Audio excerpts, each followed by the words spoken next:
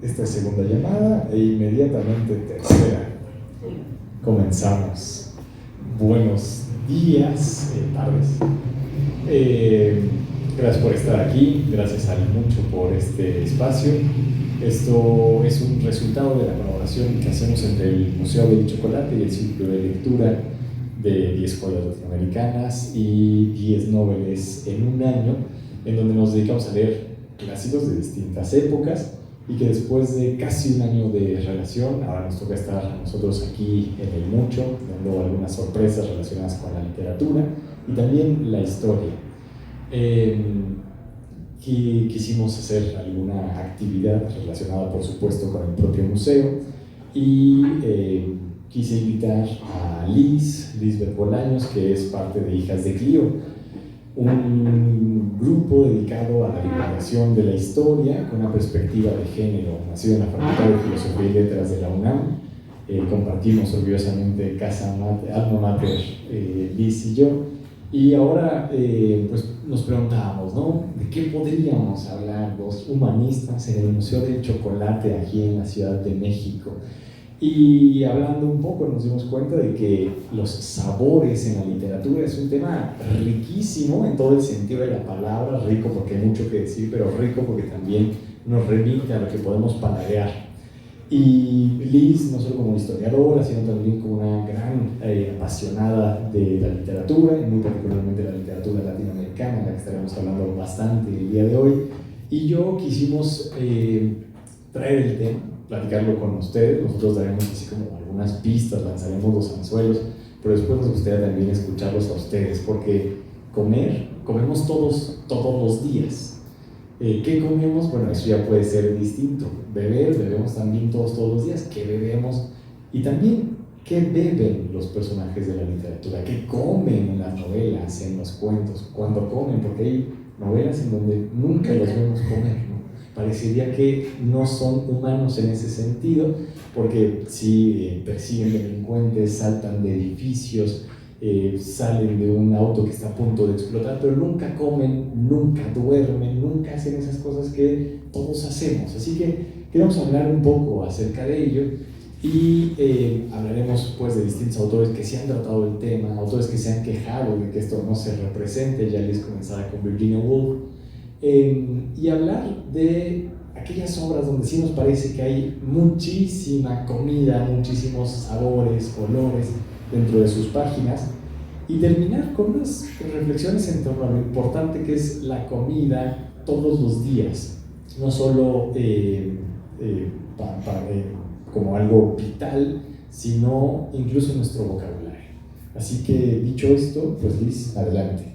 Pues sí, precisamente mencionabas que muchas veces en los libros tenemos un viaje del héroe gigante, enorme, escrito por grandes mentes, pero pues no sabemos cuándo duermen, cuándo comen, cuándo van al baño también, porque entra tiene que salir.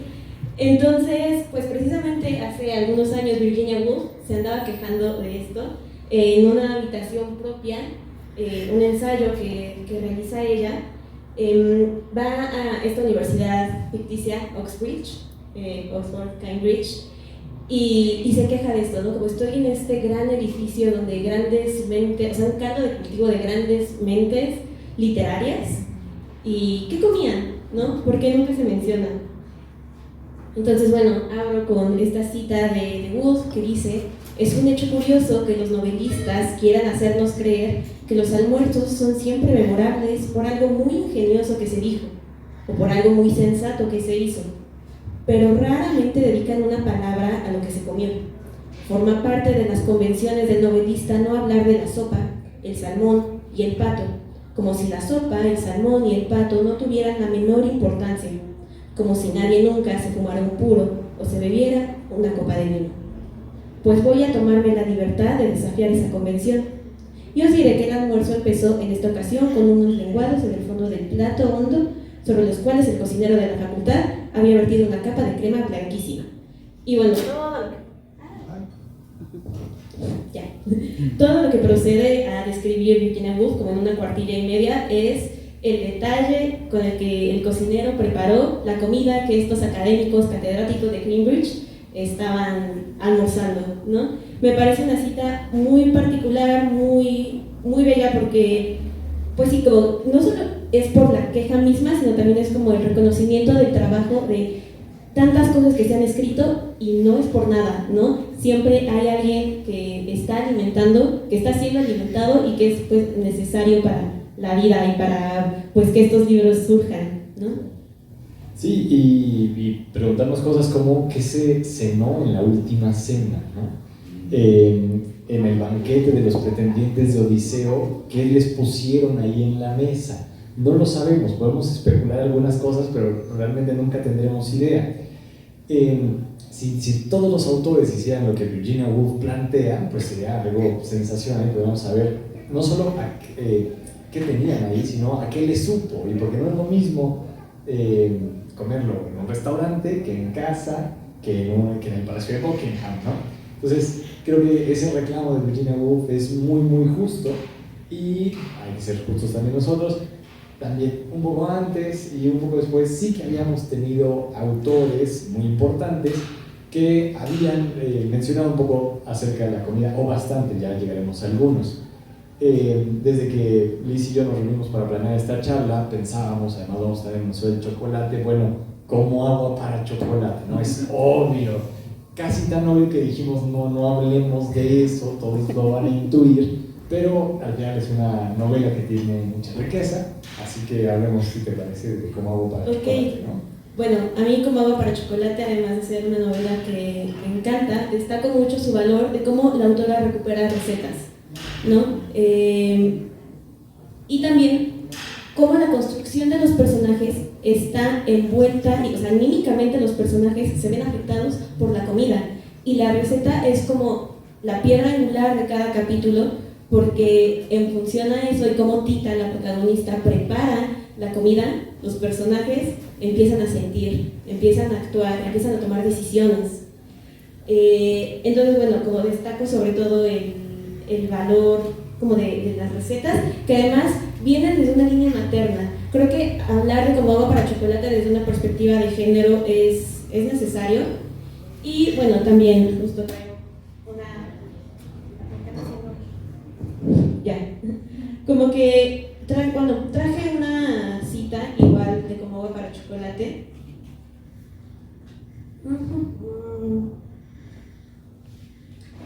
Así, justo Tita acaba de nacer, con este tono muy realismo mágico, de que en su nacimiento, bueno, más bien cuando estaba dentro del vientre materno, su mamá partía cebolla, entonces su mamá lloraba, entonces entre esas lágrimas fue que Tita nació, su nacimiento súper mágico. Y bueno, ella dice, ni siquiera sabía leer ni escribir, pero eso sí, sobre cocina tenía tan profundos conocimientos como la que más. Tita se mudó a la cocina y entre atoles y tés creció de lo más sana y rezongante. Sus hábitos alimenticios estaban condicionados al horario de la cocina. Cuando en la mañana Tita olía que los frijoles ya estaban cocidos, o cuando a mediodía sentía que el agua ya estaba lista para desplumar a las gallinas, o cuando en la tarde se horneaba el pan para la cena. Ella sabía que había llegado la hora de pedir sus alimentos. Entonces, aquí tenemos una figura femenina que regula su vida, no por la hora. Tita no está viendo el reloj, sino por es hora de comer, ya huele a esto, ya huele a aquello. Esto nos habla de ciertos conocimientos que se gestan desde la cocina, ¿no? Entonces, más bien sería una invitación a reflexionar en la cocina como este laboratorio de experimentación históricamente femenino por los roles de género asignados, pero en donde las mujeres han creado muchísimo, y pues sí, como estos conocimientos se transmiten de generación en generación. ¿Cuántas no quizás sabemos la receta de la abuela o de la tía? Y más allá como de romantizar como esa vida de cocina, porque también hay que ser como críticos, ¿no? Muchas veces nuestras abuelitas no cocinaban por gusto puro, sino también había como ciertos roles de género ahí impuestos. Sin embargo, pues el conocimiento y la experimentación y pues todo el gusto y placer que puede implicar cuidar y alimentar, me parece pues sí como necesario de rescatar. Y pues en esta novela se se ve muy palpable como esa tensión de esta mujer que que se le asigna el rol de tú vas a cuidar a la familia y vas a cocinar, pero a la vez el gozo y el placer de hacerlo, ¿no? Yo debo decir, ahora que hablas sobre las abuelas y su papel transmitiendo de generación en generación lo que se sabe sobre cocina, sobre recetas de alimentos, yo después de hacer la licenciatura salí y hice fuera de la Ciudad de México la maestría y le pedí a mi abuela que me enseñara a hacer arroz, a empanizar milanesas de pollo y un par de cosas más. Con eso y para saber hacer pasta, que lo sabía de tiempo atrás, dije, puedo irme tranquilo, no morir de hambre. Y también yo creo que en mi familia, como en muchas otras, está el proyecto de hacer el recetario con todas las recetas que solo la abuela conoce, ¿no? Que va desde cosas muy simples, platos del día a día, hasta los postres. Yo aprendí a hacer panqués con mi abuela, ya se me olvidó, entonces tengo que acudir de nuevo a la receta, habría que ponerlo por escrito. Y entra otra cosa que a mí me gustaría preguntarte a ti, Liz. O sea, a mí no me sale la comida igual que mi abuela, por supuesto, ¿no? Porque en la cocina hay una cosa de experiencia, hay una cosa de intuición. Y yo me acuerdo que cuando comenzaba a tomar esas recetas de mi abuela, me decía, bueno, le pones un poquito de sal. ¿Cuánto es un poquito? ¿No? La clásica pregunta. Bueno, y le dejas un ratito ahí horneándose. ¿Cuánto es un ratito? Pues ya que tú le veas eso, y yo creo que además, o sea, los que no somos duchos en la cocina y empezamos apenas, es de lo peor que te puede pasar, que tener esas mediciones tan abstractas, pero después entiendes que en efecto es un poquito, cierto tiempo, cuando veas que cambia de color, cuando escuches cierto sonido. O sea, la cocina no es exacta, la cocina no se hace siempre de la misma manera, y más bien se aprende esa intuición de quienes son grandes cocineros y tienen su sazón, ¿no? La sazón que es única de cada persona. Claro, o sea, y lo que decías, la cocina como este conjunto de saberes que son súper intuitivos, ¿no? Más que, o sea, también el probar la masa medio crudita es parte de esa intuición que pues vas agarrando callo, ¿no? Con el paso de los años. Y precisamente sobre ese tema, o sea, bueno, estamos aquí en el Museo del Chocolate, hay varias citas de Sor Juana preparando su chocolatito, siendo monja en el convento, y ella dijo algo que me parece maravilloso, que quiero traer a la mesa. Ella decía, bien se puede filosofar y aderezar la cena. Si Aristóteles hubiera guisado, mucho más hubiera escrito, ¿no? Me encanta esta cita, súper irreverente, pero pues precisamente habla como de, o sea, es muy bonito imaginarse a las beguinas cocinando juntas, también como saber que se transmite, que no cada quien solo agarra su sazón, sino que además se hace de manera colectiva, ¿no? Porque es grupos de mujeres los que están cocinando en conjunto, ¿no?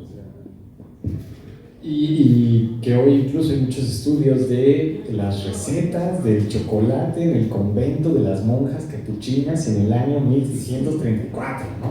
Entonces, es un grado de especialización muy avanzado que han llegado los historiadores, pero que nos hace ver muchas cosas, porque también es cierto que importa cómo hacían el chocolate aquellas monjas, porque nos habla de qué ingredientes circulaban a su alrededor, ¿no? Y cómo era la economía de los conventos, y qué hacían ellas dentro, etcétera, etcétera. Entonces, hablar de comida es hablar de muchísimas cosas. En La Tregua, un libro que estamos leyendo en el círculo de lectura, hay un momento en el que Martín Santomé, quien está escribiendo su diario, dice que en Uruguay todas las reuniones sociales son con comida, que el uruguayo no entiende su vida sin comida. Invitas a alguien, o sea, si vas a ver a alguien, lo invitas para desayunar, o lo invitas para tomar un café, o para comer, o para la carne asada, o para cenar juntos.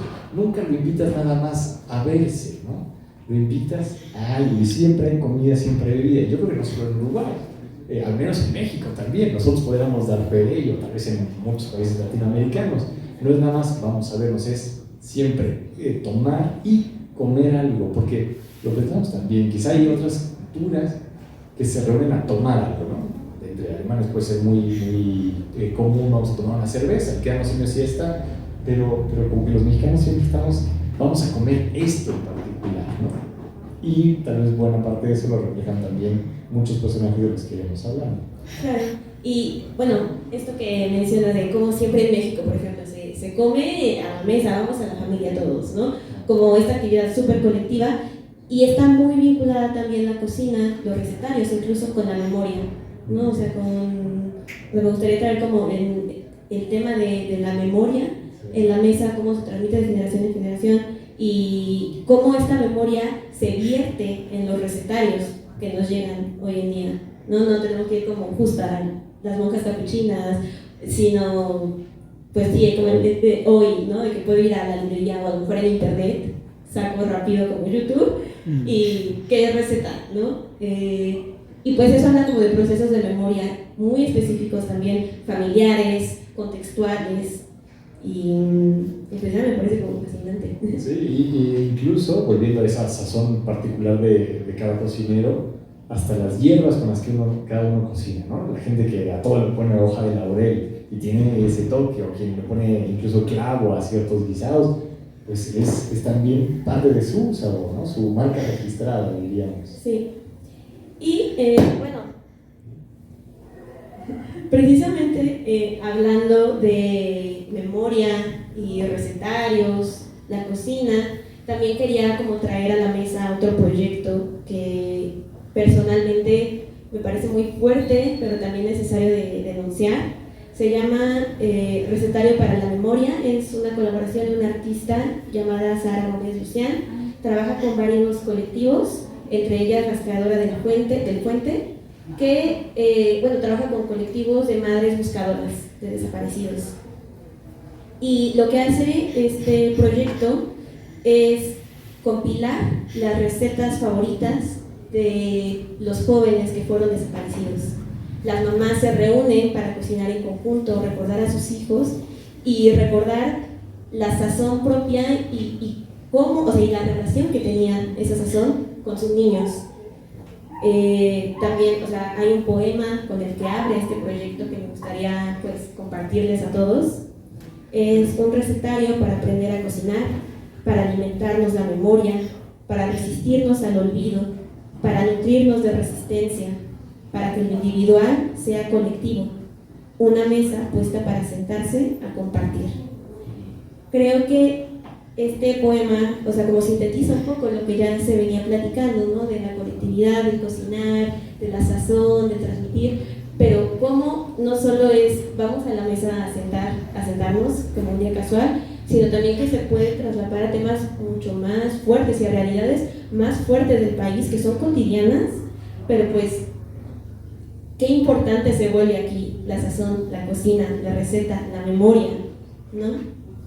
Y pues, o sea, más allá de eso, pues, este momento, es pues sí, como destacar y también recordar, ¿no? Que la cocina es una actividad cotidiana y que también importa. Sí, y en el ámbito de lo privado, de lo doméstico, pero también de lo público, ¿no? Creo que no es casual que cuando conocemos a alguien, incluso cuando sales por primera vez con alguna cita, una de las preguntas obligadas es ¿cuál es tu comida favorita? O sea, y además se tiene mucha idea de que llegar al estómago de alguien es llegar a su corazón, ¿no? Y así como nosotros tenemos platillos favoritos, ciertos personajes han tenido platillos favoritos, ¿no? A mí me pareció irresistible hablar de Don Quijote. Todos los días son buenos días para hablar de este libro, al que además yo tengo especial cariño, no solo porque me guste mucho, sino porque ocurre una cosa curiosa, que platicaba con Liz. Mi bisabuelo, que también fue historiador, tenía su ejemplo, bueno, 2 tomos, el tomo 1, el tomo 2 del Quijote, y subrayó muchas partes, pero particularmente y de un solo color, en los 2 tomos está subrayado todo aquello que tiene que ver con comida. Yo no lo he podido explicar todavía con detalle, mi abuela tampoco, pero sí sabemos que mi bisabuelo era un glotón, o sea, le encantaba comer, y sabemos también que le gustaba mucho el Quijote, lo citaba de forma continua. Entonces, al momento de preparar algunas notas para la charla, ya estaba subrayado todo lo que había que decir para este momento. Y a mí lo que me parece genial, bueno, una de las frases con las que anunciamos este evento es que no se puede llevar el trabajo y el peso de las armas sin el gobierno de las tripas. Eso lo dice Don Quijote y me pareció precioso, y es cierto, cuando uno tiene hambre no puede hacer nada en absoluto. Pero más allá, o incluso antes de aquella frase, la primera página de Don Quijote, el primer párrafo, dentro de las primeras 6 líneas, ya se está hablando de comida. Y déjenme leer este pedacito. Primera parte, primer capítulo, apenas se va a describir a Don Quijote y dice lo que todos sabemos: en un lugar de la Mancha, de cuyo nombre no quiero acordarme, no ha mucho tiempo que vivía un hidalgo de los de lanza en astillero, adarga antigua, rocín flaco y galgo corredor. Pero aquí viene lo que nos interesa: una olla de algo más vaca que carnero, salpicón las más noches, duelos y quebrantos los sábados, lentejas los viernes, algún palomino de añadidura los domingos, consumían sus 3 partes de su hacienda. En español moderno vamos a ver qué quiere decir esto, porque son términos que ya no nos suenan mucho. Primero, una olla de algo más vaca que carnero, porque la carne de vaca era mucho más barata que la de carnero. Salpicón las más noches, pues era una comida también barata. Duelos y quebrantos los sábados. La gente cuando lee esto dice: pues estaba muy triste, ¿no? Duelos y quebrantos. No, los duelos y quebrantos eran huevos con tocino o chorizo, también una comida barata para la época, ¿no? Y algún palomino de añadidura, es decir, un plato especial los domingos. Nada más los domingos llegaba a comer algo sabroso Don Quijote. Entonces, con estas primeras frases ya nos está diciendo Cervantes que este pobre caballero al que vamos a ver cayéndose del caballo una y otra vez es pobre, ¿no? No es como aquellos gloriosos caballeros de las novelas de la época que salían con armaduras resplandecientes. No. Nuestro caballero come lentejas como cualquiera de nosotros, come huevos con chorizo o tocino y nada más. Entonces, lo traigo a colación también porque, ¿por qué lo usa Cervantes? Para hablar del personaje. E incluso en esta y otras obras vamos a ver descripciones de personajes a través de lo que comen que revelan su clase social de inmediato, ¿no? Entonces es una forma, en lugar de estratificar directamente con palabras, de hacérselo entender al lector. Sí, justo, y hacérselo entender desde la cotidianidad del comer, ¿no?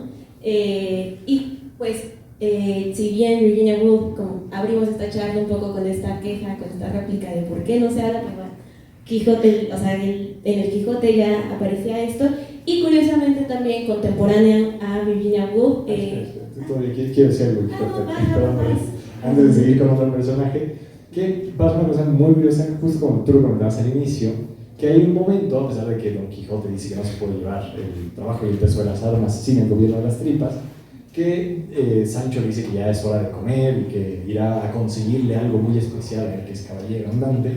Pero él dice: no, Sancho, porque ¿en qué novela de caballerías has visto tú que los caballeros coman? Los caballeros no comemos, no lo necesitamos. Puede pasar un mes y no lo hacemos, como tampoco ir al baño, por ejemplo, ¿no? Entonces Don Quijote durante este tiempo está muy convencido de que no necesita comer nada. Entonces vemos esos dos extremos, ¿no? Don Quijote, que desde el principio está caracterizado con qué come, decide no comer. Y al mismo tiempo tenemos a Sancho, que es, en palabras de mi abuela, un tragaldabas, ¿no? Alguien que se la pasa pensando en comida todo el tiempo. Y ya por último, ya cerramos con Cervantes, Dulcinea es probablemente, después de Don Quijote y Sancho, el personaje por excelencia de la novela, ¿no? Y todos conocemos, al menos de oídas, a Dulcinea, pero en ninguna de las dos partes del Quijote aparece por sí misma Dulcinea. Siempre es referida, siempre está hablando de ella Don Quijote, pero no aparece físicamente. Y una de las veces que está referida, no por Don Quijote, quien la idealiza, sino por el propio narrador, nos cuenta que se encontró un libro donde estaba la continuación del cuento que nos está relatando, y decía: esta Dulcinea del Toboso, tantas veces en esta historia referida, dicen que tuvo la mejor mano para salar puercos que otra mujer de toda la Mancha. Entonces, ante la superidealización que tenemos de Dulcinea, una doncella bellísima, de pronto es una campesina y es la de mejor mano para salar puercos. Entonces también esas bromas del propio Cervantes que nos pone aquí y que nos hace entender mejor a los personajes a través de lo que comen, de lo que preparan. Claro, o sea, pienso en Sancho Panza como este personaje súper bonachón, alegre, que tiene todo el sentido que caracteriza a mi personaje como glotón, ¿no? Y pues sí, a partir de lo que se come, se puede construir a todo un personaje desde las primeras páginas. Y precisamente, ahora sí, James Joyce, contemporáneo de Virginia Woolf, en Ulises, presenta a Leopoldo Bloom, que es pues, el protagonista, ¿no? Y al igual que Cervantes, primera página, y está describiendo qué come su personaje y a partir de ahí construir su personalidad, lo mismo pasa aquí, ¿no? Sobre Leopoldo Bloom dice: comía con deleite órganos interiores de bestias y aves, le gustaba la sopa espesa de menuditos, las mollejas de sabor a nuez, el corazón relleno asado, las tajadas de hígado rebozadas con migas de corteza, las huevas de bacalao fritas y sobre todo le gustaban los riñones de cordero que daban a su paladar un sutil sabor de orina levemente olorosa. ¿Qué se imaginan con ese personaje? Ustedes tienen unas caritas de oh. Pues precisamente he ahí el personaje de James Joyce, ¿no? De Paul Bloom. Y nos dijo muchísimo, ¿no? O sea, apenas unas líneas, apenas unos platillos, pero la consecuencia de esos platillos, ¿no? Hasta Shrek lo dice: somos lo que comemos, ¿no? Y nadie lo puede negar, sobre todo los que están alrededor oliéndonos. Otro gran glotón que quisimos traer a cuenta es del género policíaco, uno de los detectives más famosos, que es Hércules Poirot, uno de los detectives de Agatha Christie. Y Poirot, que es belga, aunque siempre lo confunden como si fuera francés y él se molesta mucho, vive en Inglaterra y sin embargo, como es tal su gusto por la comida y es un experto degustador, suele no estar muy conforme con la comida que se le sirve. Por ejemplo, le horroriza el típico desayuno inglés, aunque bueno, las manzanas y las salchichas inglesas más o menos le gustan, pero hay un momento, o sea, esta es la creación de Agatha Christie, por ejemplo, es un fanático de los postres, entonces usted póngale un postre a Poirot y se le puede olvidar el caso que tiene delante, pero también en su desayuno come un par de huevos, pero los huevos tienen que ser del mismo tamaño. Eso, dicho por Agatha Christie, ha sido retomado en algunas de las películas, en las más recientes de Kenneth Branagh, y desde el principio se ve a un pobre niño corriendo por conseguirle huevos que sean exactamente del mismo tamaño, porque si no Poirot no los come. Y también traído una de las películas, esta fue de 1993, cuando interpretaba el personaje, que lo hizo durante muchos años, David Suchet. Hay un momento en el que le dice a uno de sus interlocutores: los ingleses, ellos no tienen una cocina, amigo mío, solo tienen la comida. Como la carne demasiado cocida, las verduras demasiado suaves, el queso incomible. Bueno, y el día que los ingleses creen su propio vino, será el día que vuelva a casa en Bélgica. O sea, los ingleses no tienen nada que aportarle a la cocina internacional, es un martirio para Poirot estar allá. Y a mí me recuerda también, antes de seguir con otro glotón, a Carlos Fuentes, porque él decía que para él era muy distinto escribir cuando estaba en Londres que cuando estaba aquí en México. Su residencia ya permanente estaba allá en Europa, pero venía continuamente a eventos, presentaciones y demás. Y decía que allá en Londres la cosa era muy exacta, a diferencia de la Ciudad de México, porque aquí en la Ciudad de México despertaba un poco tarde, y después de eso estaba el primer desayuno con los amigos, después estaba el café con algún político, más tarde ya era hora de la comida con otras amistades, pero la comida se extendía hasta las 5 o 6 y de ahí se iban a la cena y a bailar y terminaba tardísimo y al día siguiente no se podía levantar a escribir nada.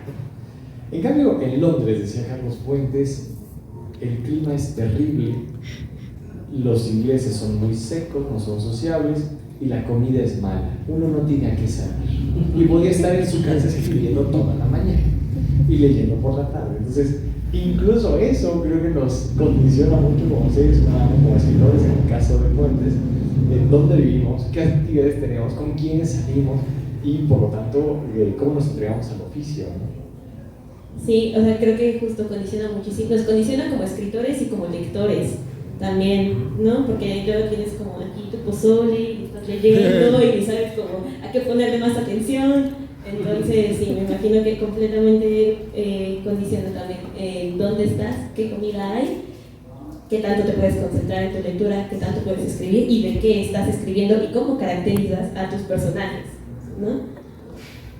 Y bueno, algo opuesto que traje también a los glotones, quizá, es la historia de Tántalo. Quise traer la historia de Tántalo, esta figura, bueno, de la mitología griega, que era un rey que fue invitado por los dioses a múltiples banquetes y él robó un poco de néctar y ambrosia, esta bebida y comida de los dioses.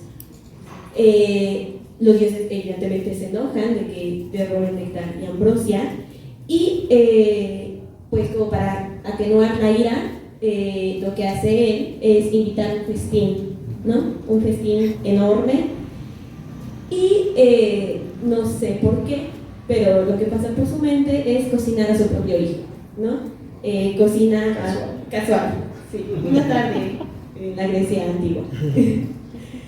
Cocina a Pélope y lo sirve a los dioses. Evidentemente los dioses se enteran de esto, se enojan todavía más y condenan a Tántalo a vivir en el inframundo, cerca de, bueno, en el Tártaro, cerca de un lago que cada vez que él se acerca, el agua baja y al acceso, o sea, y tiene sobre él árboles frutales y cada vez que intenta agarrar una fruta, se aleja. Entonces, por siempre tendrá hambre y sed. Qué castigo, yo no puedo imaginar algo, pero recuerden que el Tártaro era la sección del inframundo donde estaban los peores criminales, los que habían sido castigados por los dioses por alguna acción de este tipo. Ahí estaba también Sísifo, quizá alguien que nos suena un poco mal, condenado a subir la piedra una y otra vez, ¿no? Pero creo que eso da cuenta, o sea, ¿qué puede haber peor que tener sed y hambre por la eternidad? Exacto. No, y precisamente, de nuevo, como la importancia de algo tan cotidiano como comer y también, o sea, estar satisfechos, ¿no? Una sensación que quizá damos por sentado en el día a día, pero qué delicia, ¿no? Y pues sí, es como uno de los placeres más ricos de la vida, ¿no? Sí, y yo con el siguiente texto que quiero mencionar volveré un poco sobre lo primero que hablábamos en torno a la sazón propia, la intuición que va desarrollando el cocinero.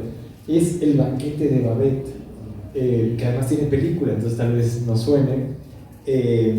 La autora era Karen Blixen, danesa, aunque firmó este texto con el nombre de Isaac Dinesen. Creo que también nos dice mucho de cambiar nombres e incluso sobre bajo el nombre de alguien del otro género, hombres, ¿no?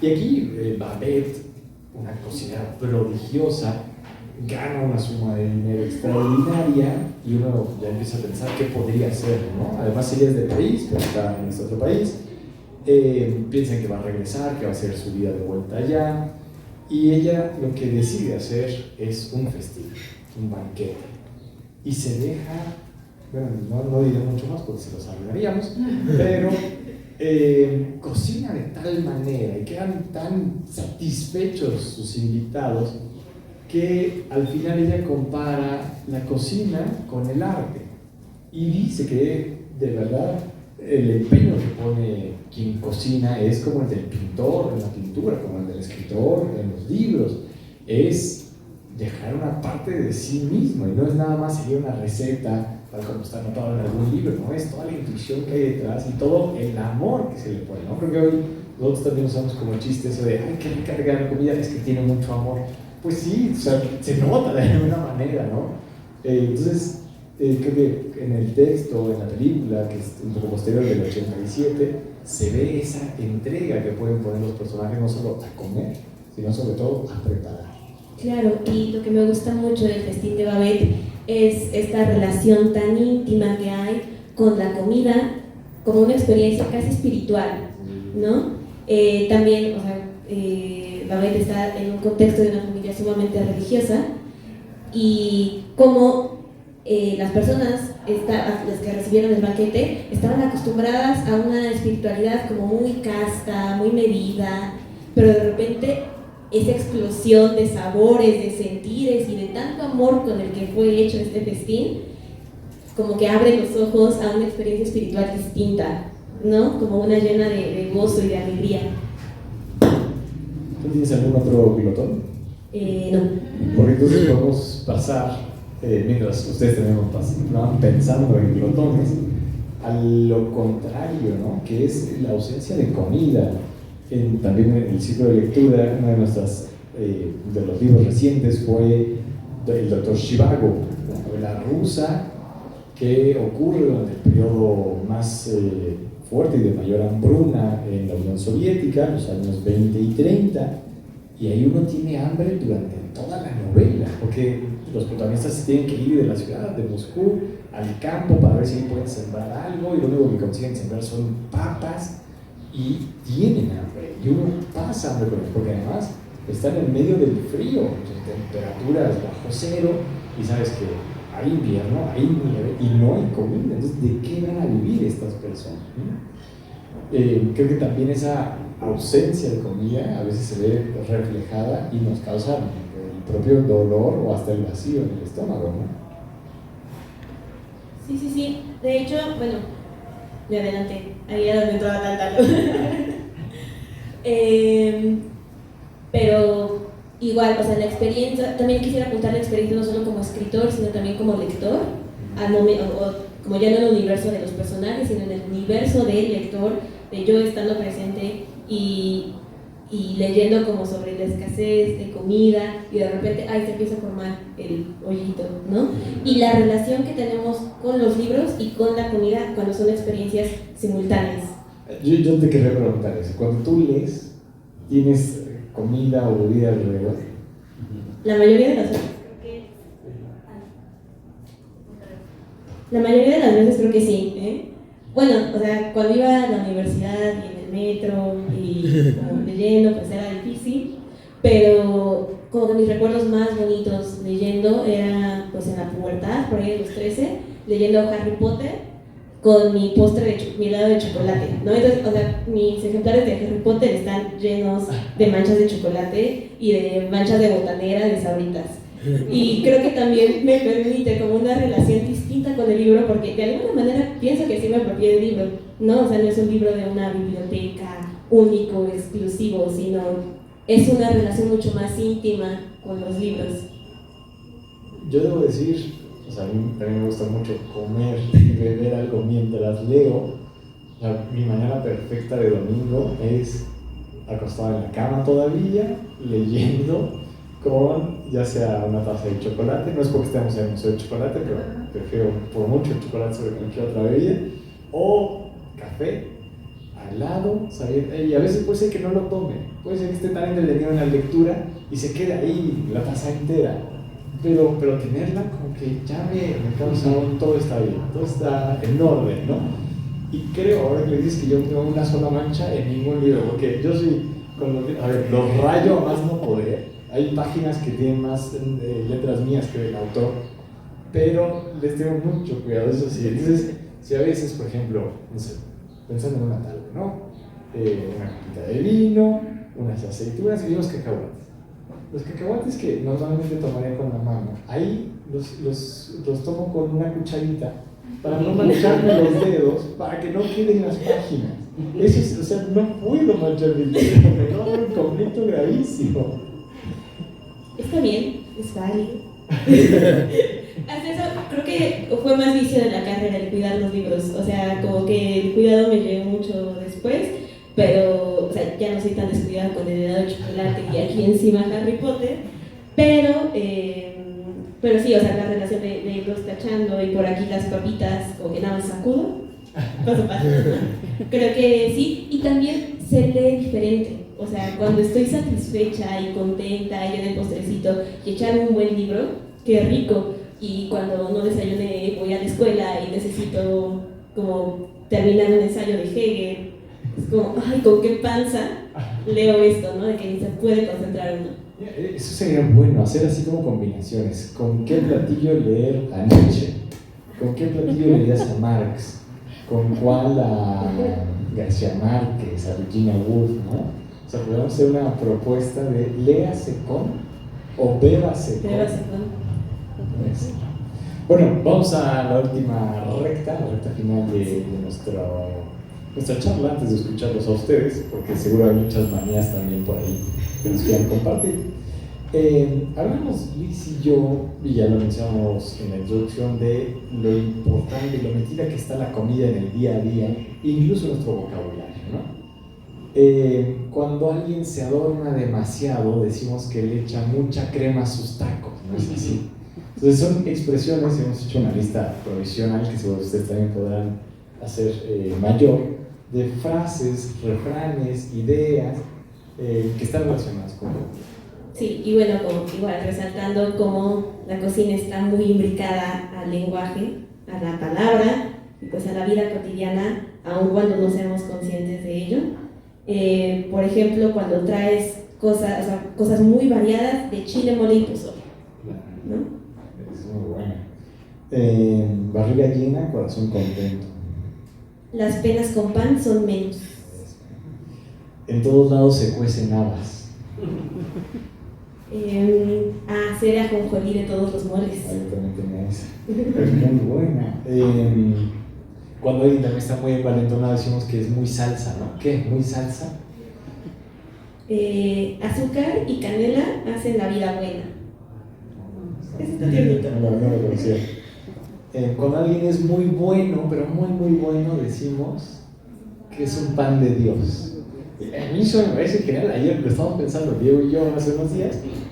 Pero ¿cuál es el pan de Dios? O sea, ¿qué pan horneará Dios? ¿No? Debe ser extraordinario, quisiera probarlo. Ser un pan de Dios, qué bonito.